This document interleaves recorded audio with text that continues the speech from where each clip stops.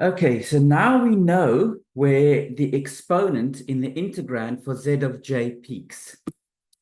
If you remember the one-dimensional integral, what we did now is we shifted the integration variable. So I'm going to copy that exactly and just do a shift now. So what shift will I do? Well, I'm going to set, let's just get the pen. I am going to set phi of x equal to phi naught of x plus phi primed of x. What does that mean? When phi of x is equal to phi naught of x, so when the integrand is peaking, phi primed is 0. So in terms of the phi primed field, the integrand in z of j peaks at phi prime equal to 0. Okay, great.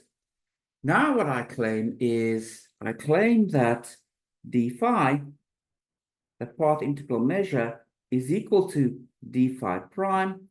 And I also claim that the integration domain of phi equals the integration domain of phi prime. Okay, integration domain of phi prime. And it's worth discussing this a little bit. Why do I say that? Well, first of all, what is j of x? J of x is just something that I added in. It obviously does not depend on phi of x. It's the analog of b in our one-dimensional problem. And b in our one-dimensional problem was a constant independent of x. Here, the j of x that we've added in is some fixed function. It doesn't change when we change phi of x. So if we look at the differential equation that we have to solve for phi naught of x, it doesn't depend on phi. If I change phi, nothing in this equation changes because j of x doesn't change. So phi naught of x really is a constant function completely independent of phi. And that's why the integration measure of d phi is equal to d phi prime. Just to hammer the point home, remember in our 1D example, we had x was equal to x primed plus b over alpha. And b and alpha are constants, and because of that, we knew that dx was equal to dx primed. We also knew that if we were integrating over all possible x values, we had to integrate x from minus infinity to plus infinity, and we had to integrate x prime from minus infinity to plus infinity. Another way to say it, we had to integrate over all possible x values, and that corresponded to integrating over all possible phi primed values. Now take a look at what we've got here. Phi of x is equal to some constant function that doesn't depend on phi plus phi primed. So if we want to integrate over all functions phi, that corresponds to integrating over all functions phi prime. And that's why the integration domain of phi is the same as the integration domain of phi primed.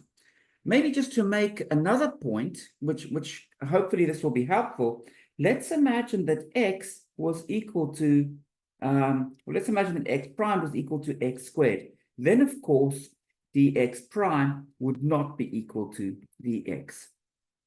And in a completely equivalent way, if we were to say that phi prime of x would be equal to phi squared of x, well, then the path integral measures would not have been the same, okay? So d phi would not have been equal to d phi prime. The only reason why they are the same is really because phi and phi prime differ just by shifting by a constant. Good. The next thing that we have to do, we have to rewrite everything in terms of phi prime. So let's start off. The exponent is is plus the integral d4x j of x phi of x. Good. So let's rewrite this. What is this equal to? Well, we'll have we'll have an integral d4x, and then what do we have? Well, we've got 1/2 d mu phi, which is d mu phi naught plus phi primed. And then we've got d mu phi naught plus phi primed. So that's the 1/2 d mu phi term. Okay. In fact, let me just maybe remind you. Let's maybe put it over here. You know that the action is integral d4x of 1/2 d mu phi minus 1/2 m squared phi squared. So it's this action, the free action, that I'm rewriting, and phi is phi naught plus phi primed. So that's the other equation that I'm using, okay? So all that I've done so far, I have plugged in for the first term, the 1/2 d mu phi, I've just plugged in what the phi is. Then we've got minus 1/2 m squared. We'll have phi naught plus phi prime squared. So that's the IS term. And then we've got an integral d4x. And we've got j of x, phi naught of x, plus phi prime of x. Okay, good. Okay, so let's now multiply this out. Well, we'll have I integral d4x. Then if we keep the phi naughts from each of these brackets, we've got a d mu phi naught. Then if we look at the phi naught phi prime term, there's two of them, so that'll cancel the 1/2. We'll get a d mu phi naught, a d mu phi prime. And then finally, we've got the phi prime term. So we've got d mu phi primed, d mu phi prime. So this is the kinetic terms that I've written down. Then we've got minus 1/2 m squared phi naught squared. The cross term comes with a factor of 2, so we cancel off the 1/2. So we've just got m squared minus m squared phi naught phi prime. And then we've got the phi prime squared term. Good. And then we've got plus the integral d4x, j of x, phi naught of x, plus the integral d4x, j of x, phi prime of x. Okay, now let's pick up the various terms, but let's pick up the terms that are, let's say, quadratic in phi primed. So quadratic in phi prime. What do we have? Well, for quadratic in phi prime, that's certainly quadratic in phi prime. The first term is no phi primes, and we've got linear in phi prime, quadratic in phi prime, no phi primes, linear in phi prime. Here's another quadratic in phi prime, and that's it. Those are the only terms quadratic in phi prime. So what are those equal to? Well, this is I integral d4x, and then we've got 1/2 d mu phi prime, d mu phi prime, and then we've got minus 1/2 m squared phi prime squared. But if you look at this, what is this equal to? Well, this is nothing but the action. So this is I times by the action evaluated at phi prime. Okay, great. So that is the piece quadratic in phi prime. Now let's look at the piece that is linear in phi prime. Okay, so linear in phi prime.